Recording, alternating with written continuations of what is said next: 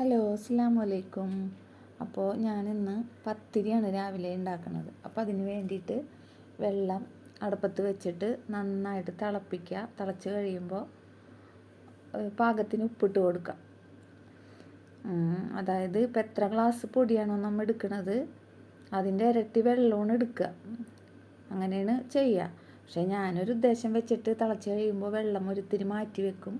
എന്നിട്ട് പൊടി ഇട്ട് കൊടുത്ത് കഴിഞ്ഞിട്ട് വെള്ളം പോരാത്തതുണ്ടെങ്കിൽ ഒഴിച്ചു കൊടുക്കും. അങ്ങനെയാണ് ചെയ്യുക. അങ്ങനെ നന്നായിട്ട് ഇളക്കി യോജിപ്പിക്കുക കേട്ടോ. നല്ലോണം യോജിപ്പിച്ചതിന് ശേഷം ഇറക്കി വെച്ചിട്ട് ഇത്തിരി ചൂടാറാൻ വെയിറ്റ് ചെയ്യുക.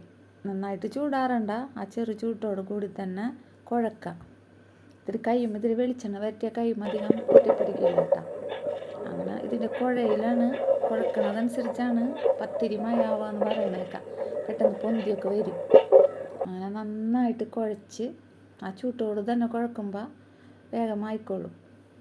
അങ്ങനെ ചെറിയ ചെറിയ ഉണ്ടകളാക്കി വെക്കട്ട.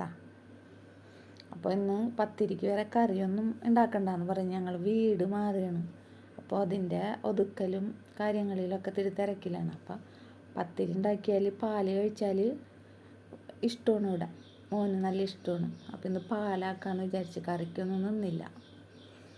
അപ്പോൾ ചെറിയ ഉണ്ടകളാക്കി വെച്ചതിന് ശേഷം നമ്മൾ പ്രസ് എടുത്തിട്ട് പരത്താം.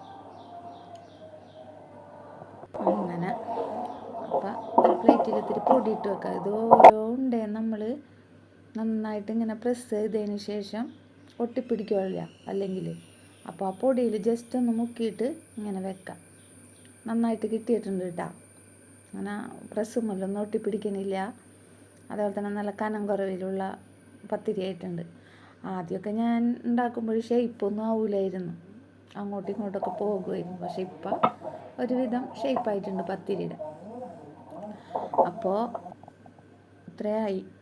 അങ്ങനെ എല്ലാം പരത്തിയെടുത്ത് കഴിഞ്ഞിട്ട് ഇനി അടുത്ത നമുക്ക് ഇത് ചുട്ടെടുക്കണം.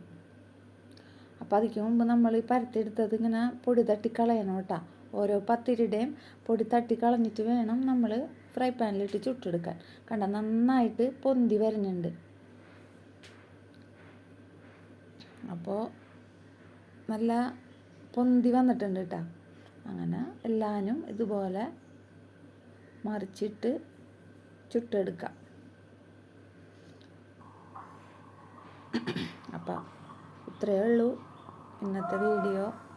ആർക്കെങ്കിലും പത്തിരി ഉണ്ടാക്കാൻ അറിയില്ല എങ്കിൽ ജസ്റ്റ് ഈ വീഡിയോ ഉപകാരപ്പെടുന്നു വിചാരിക്കുന്നു. അപ്പം ഓക്കെ.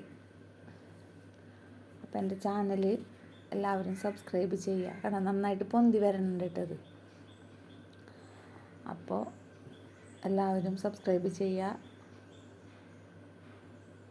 ഓക്കെ, ഇത്രയേ ഉള്ളൂ ഇന്നത്തെ വീഡിയോ. അപ്പോൾ ഇതിനെ ഇവിടെ പത്തിരി എന്നാണ് പറയുക. വേറെ എവിടെയോ റോട്ടി എന്നൊക്കെ പറയുക. അതൊന്ന് കമൻറ്റ് ചെയ്യാം കേട്ടോ.